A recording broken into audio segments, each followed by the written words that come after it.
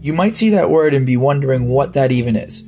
Well, chikungunya is a mosquito-borne viral disease first discovered during an outbreak in southern Tanzania in 1952. It is an RNA virus, meaning it attaches itself to the RNA nucleotide of the human DNA sequence to reproduce.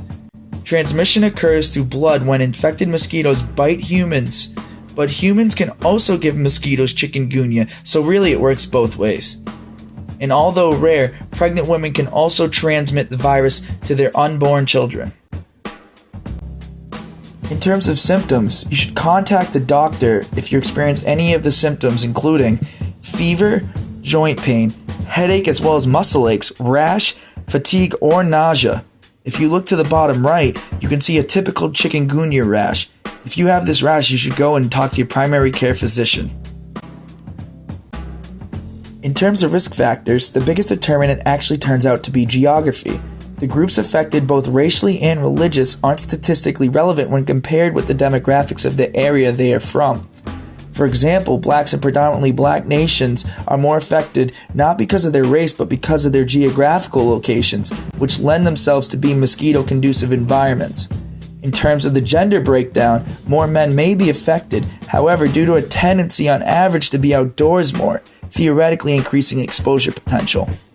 Socioeconomic status can also play a large role because those of lower income status may not be able to afford preventative measures to stop contraction of the virus.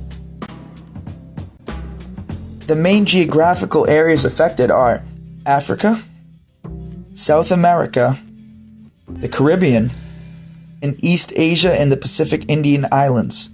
This is because of their natural tendency to be warm and have climates that sustain mosquito life. Diagnosis is important for chikungunya. Though not frequently fatal, it can have devastating health effects. It is for this reason, if you have identified the typical symptoms and live in an area with potential for the virus, you should see your primary care physician as soon as possible. They can run blood tests to determine for sure if you have the disease. In terms of treatment, there is no cure or vaccine for chikungunya.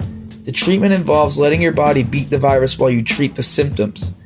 This means acetaminophen, better known as Tylenol, for the fever. You should also be getting as much rest as possible and staying hydrated through fluid consumption. They say an ounce of prevention is worth a pound of cure. Chikungunya is no exception. You are much more well suited to prevent it than to treat it.